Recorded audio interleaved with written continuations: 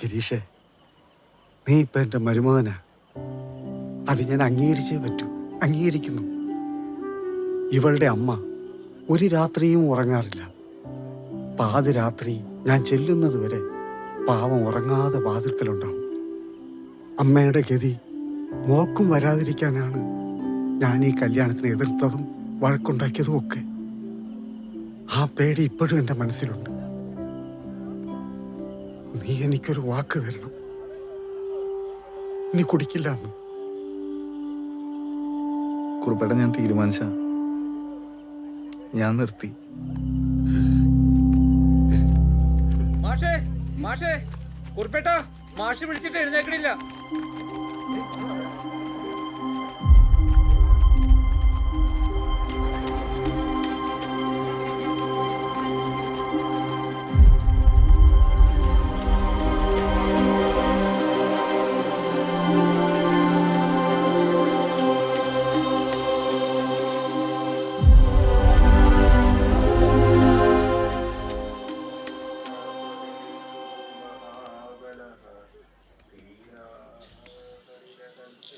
അതെ അതെ.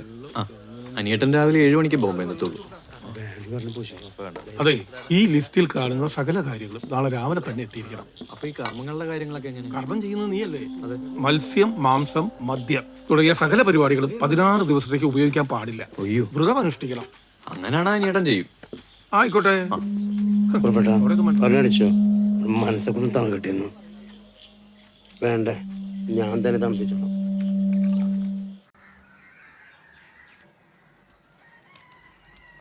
ആ, ഗുഡ് മോർണിംഗ് മോളെ. വാ ഇരിക്കി. എന്താ ചായ ഇട്ട് നോക്കാണോ? രാവിലെ പത്രം വായന കഴിഞ്ഞിട്ട് ചായ ഇടാറുള്ളൂ. മോള് പത്രം വായിക്കാറുണ്ടോ? ഇരിക്കി. വായിക്കാറുണ്ടോ? ഞാൻ അമ്മേ. ഓ, ഗിരീഷേട്ടന് ചായ. ഗിരീഷേട്ടനാ? നീ അങ്ങനെയാണോ അവനെ വിളിക്കാൻ പോണേ? അതെ. എന്തിന്? അയ്യോ, ഞാനിങ്ങോട്ട് വന്നപ്പോ ഗീതാന്റെ ആകെ തന്ന ഉപദേശം ഭർത്താവിനെ ദൈവത്തെ പോലെ കാണണമെന്നാ. അപ്പൊ പിന്നെ ഗിരീഷേട്ടാന്നല്ലേ വിളിക്ക? ഈ ഭഗവാൻ കൃഷ്ണൻ നമ്മളെ ദൈവമല്ലേ? അതെ. എന്ന് വെച്ച് നീ അമ്പലത്തിൽ ചെന്ന് കൃഷ്ണനെ കാണുമ്പോ എന്നെ കൃഷ്ണേട്ടാന്ന് വിളിക്കാറുണ്ടോ? സ്പീഡ് പേടിയുണ്ടോ? ഞാനേക്ക് 35-ലൊക്കെ പോകും. ഇയാളെന്താ ഇങ്ങനെ നോക്കുന്നത്? പുത്തൻ പെണ്ണും ചെറുക്കനും എങ്ങോട്ടാ? വീട്ടിലേക്കാ. ബർത്ത്ഡേ ഇങ്ങ് എത്തിയല്ലോ മോളെ. ആരുടെ? അനുമോളുടെ. ആണോ? വരുന്ന 5-ാം തീയതി. അനുമോള് ജനിച്ച നാളോട് ഇവിടുന്ന് കേക്ക് വാങ്ങിടുന്നേ. അതുകൊണ്ട് ബർത്ത്ഡേ ഡേറ്റ് ഒക്കെ വെച്ചിനെ കാണാപ്പോടോ. വിജയേട്ടന്റെ കേക്ക് സൂപ്പറാണ് കേട്ടോ. ഇത്തവണ ബർത്ത്ഡേ നമ്മൾ പൊളിക്കും. എല്ലാ മാസം കുറിപ്പിട്ട പെൻഷൻ കിട്ടി കഴിയുമ്പേ ഇങ്ങോട്ടൊരു വരവാ. പിന്നെ കുറെ ചോക്ലേറ്റും ഒരു ടിൻ ഗുലാബ് ജാമും. ഗുലാബ് ജാമോ? അതാർക്കാ? അതമ്മയ്ക്ക്. ആണോ? എന്നാ ഞങ്ങൾക്ക് ഒരു ഗുലാബ് ജാമുൻ. അത് അച്ഛൻ വാങ്ങിക്കോളൂ. ഇല്ല, നമ്മുടെ വക പറഞ്ഞു ഇരിക്കട്ടെ. ചേട്ടനെ കർമ്മമൊക്കെ ചെയ്ത് നാളെ കണ്ടു.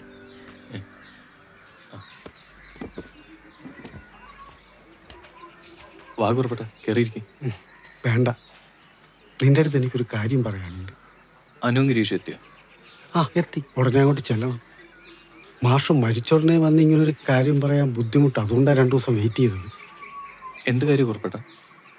മാഷ് മരിച്ചതിൻ്റെ അന്ന് രാവിലെ എൻ്റെ നിന്ന് കുറച്ച് കാശ് വാങ്ങിയായിരുന്നു. ഒരു 18 ലക്ഷം രൂപ. വസ്തു വിറ്റ കാശായിരുന്നു. 18 ലക്ഷം രൂപയോ? ആ. എന്തിനു?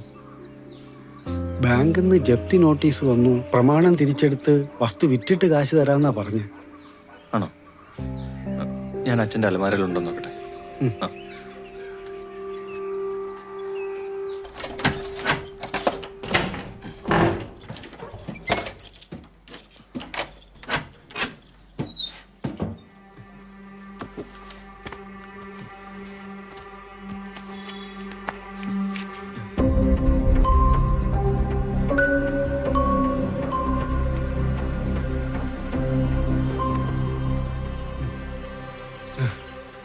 ഉണ്ടല്ലോ അല്ലേ? അലമാരയിലൊന്നും കണ്ടില്ല. ആകെ എന്തോ ഒരു 3000 രൂപ ഉള്ളൂ. അമ്മയ്ക്കൊന്നും അറിയില്ല, ഞാൻ ചോദിച്ചു. എന്തായാലും ഞാനൊന്ന് അന്വേഷിക്കട്ടെ. വിവരം കിട്ടിയാൽ ഞാൻ വിളിക്കാം.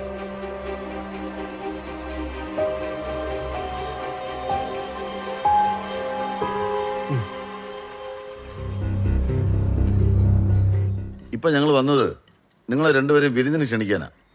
അടുത്ത ഞായറാഴ്ച അവിടെ. ഞങ്ങൾ വരാം. ആ, വാ കഴിക്കാം. ഇവിടെ ഇരിക്കും. വേണ്ട ഞാൻ പിന്നെ കഴിച്ചോളാം. നിങ്ങൾ കഴിക്കും. അല്ലയാ നമുക്ക് ആ തുണിക്കട തുടങ്ങണ്ടേ?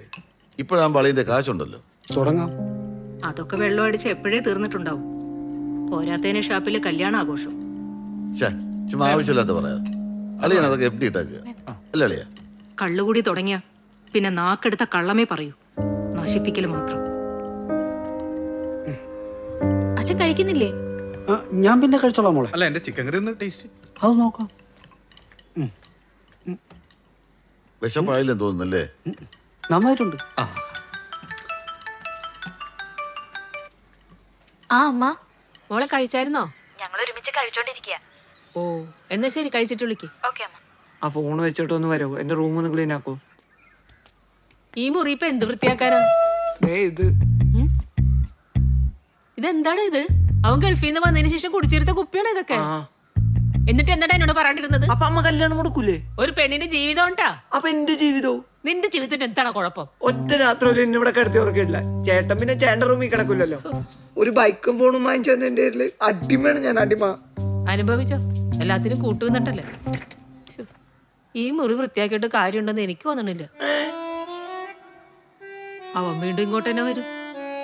ഇത്രയും കാലം വളർത്തേനുള്ള ഗിഫ്റ്റ്. വാടാ ഒരെണ്ണം അടിച്ചിട്ട് വാടാ.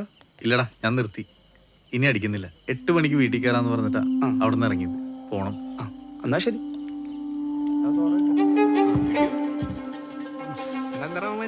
കല്യാണം കഴിഞ്ഞ 7:50. ഞാൻ അപ്പഴേ പറഞ്ഞില്ലേ. രണ്ടുപേരുണ്ടെന്ന് അടിച്ചോ, അപ്പൊ തന്നെ കിട്ടും.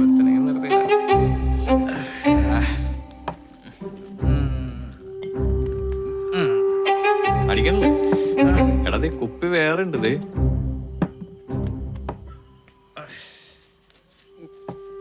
ചെറുതോറിന് അടിച്ചിട്ട് പോലെ. എടാ ചെറുതോ വലുതോ നീ അടിക്ക. ഞാൻ ഒഴിക്കാം. അല്ല നീ ഒഴിക്കല്ലേ, നീ ഒഴിക്കല്ലേ. നീ ഒഴിച്ചാ കൂടിപ്പോ. ഞാൻ ഒഴിച്ചോളാം.